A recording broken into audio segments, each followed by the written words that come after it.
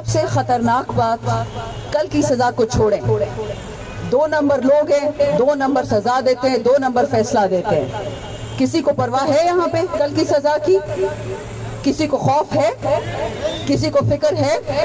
کیا عمران خان کی قدر میں کمی آ گئی ہے؟ کیا عمران خان کی عزت میں کمی آ گئی ہے؟ کیا عمران خان کے رتبے میں کمی آ گئی ہے؟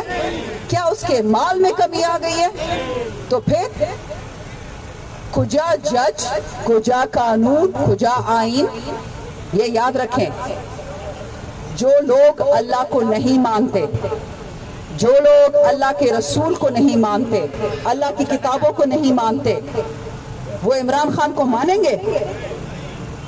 یہ یاد رکھیں، یہ رب العالمین کے غدار ہے. میں آپ کو جو باتیں کر رہی ہوں یہ غور سے سنیں.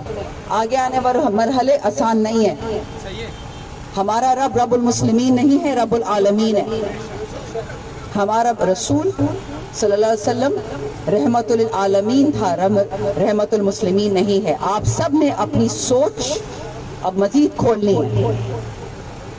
آپ نے پاکستان کے لیے سوچنا ہے. عمران خان کو سزا اس لیے دیتے ہیں کہ آپ کو ڈراتے ہیں. یہ یاد رکھیں، عمران خان ڈرنے والا نہیں ہے. وہ ڈرتا تو یہ قیمے والے نان اور یہ جو KFC اور میکڈونلڈز کھاتے لندن میں اور دبئی میں بھاگ جاتا.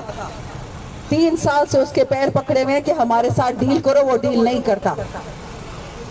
یہ جو سزا خان کو، اگر آپ کو یاد ہے الیکشن کے دوران 3 دنوں میں 3 سزائیں سنائی تھی، یاد ہے آپ کو؟ تب بھی ان کا یہ تھا کہ شاید ہمارے حوصلے ڈوب جائیں، ہمارا دل ڈوب جائے. ایسا نہیں ہوگا.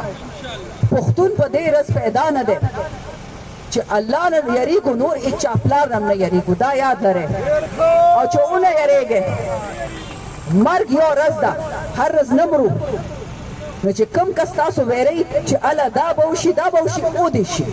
اس بات میں فخر کرتی ہوں اپنے صوبے پہ.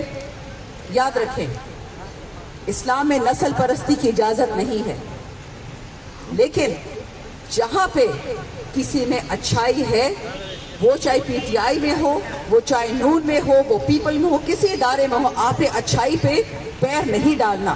مسلمانی کی پہلی نشانی یہ ہے کہ ہم جھوٹ نہیں بولتے. ہم نقصان برداشت کرتے ہیں لیکن جھوٹ نہیں بولیں گے. ایسا ہی ہے. تو یہ یاد رکھیں، ہمارے صوبے نے جس قسم کی غیرت عمران خان کے ساتھ کی ہے اور انڈائریکٹلی پاکستان کے ساتھ، یاد رکھیں ہم سب عمران خان کے ساتھ کیوں کھڑے ہیں. یہ فضل الہی صاحب میرے بھائی، یہ علی زمان، یہ سارے یہ ہمارا بھائی، چھوٹا بھائی، اس نے اپنی جوانی خراب نہیں کی، اس نے قربان کی ہے. بہت فرق ہے. وہ ہماری بہنیں کھڑی ہوئی ہیں سامنے. عمران خان نے ہمیں طریقہ سکھایا ہے. جب 1947 میں پاکستان بنا ہم نے نہیں دیکھا.